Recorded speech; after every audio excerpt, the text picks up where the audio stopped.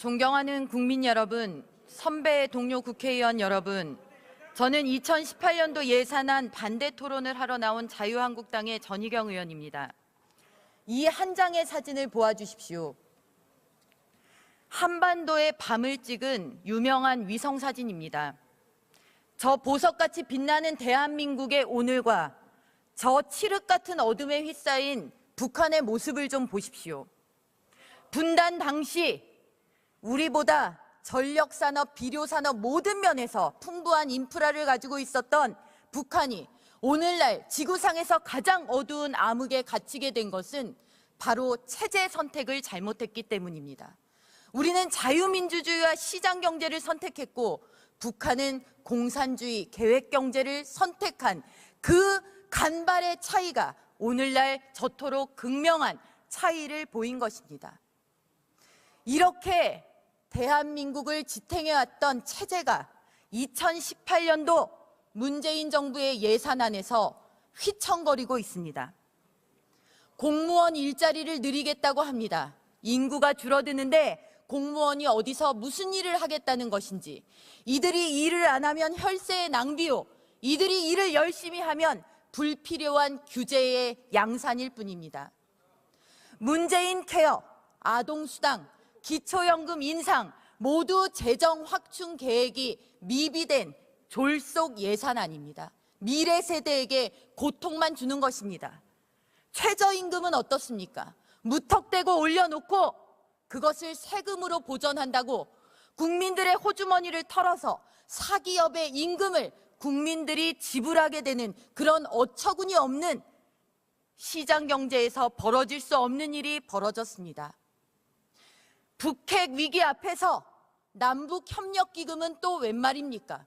듣는 국민들의 귀를 의심케 하고 억장이 무너지는 일들입니다. 지금 대한민국은 명백히 거꾸로 가고 있습니다.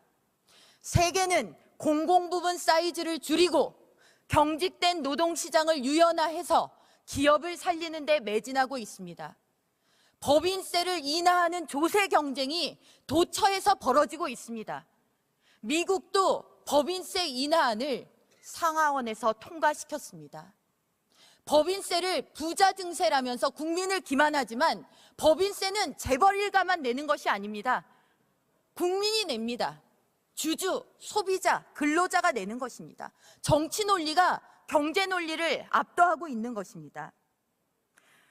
정부가 문제 해결사라고 국민을 기만해서는 안 됩니다.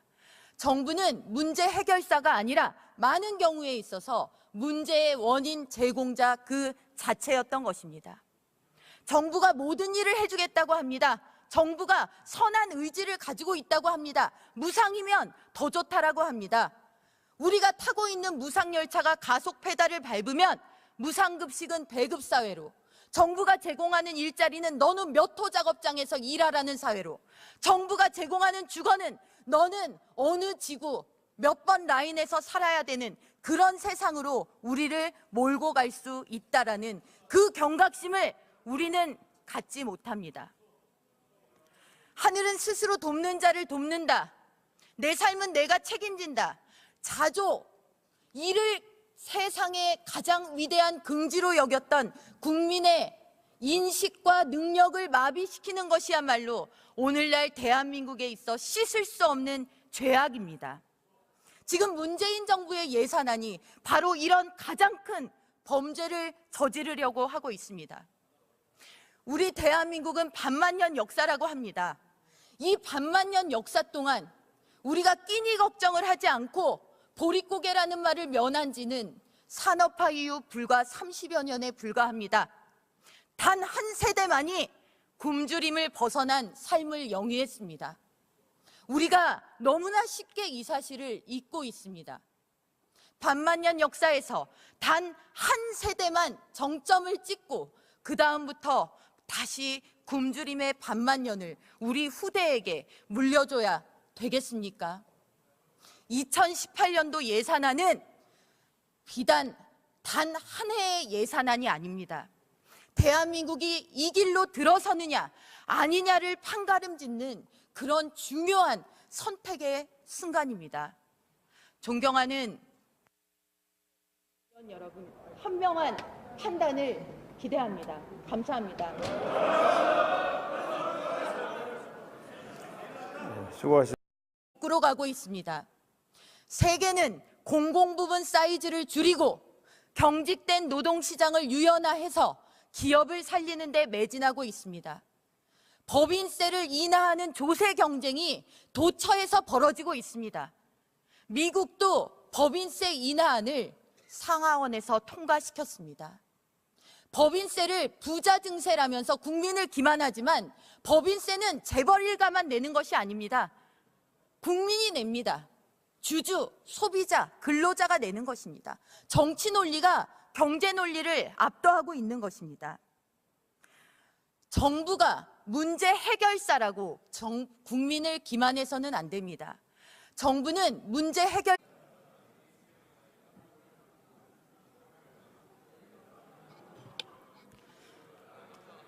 존경하는 국민 여러분, 선배 동료 국회의원 여러분, 저는 2018년도 예산안 반대 토론을 하러 나온 자유한국당의 전희경 의원입니다.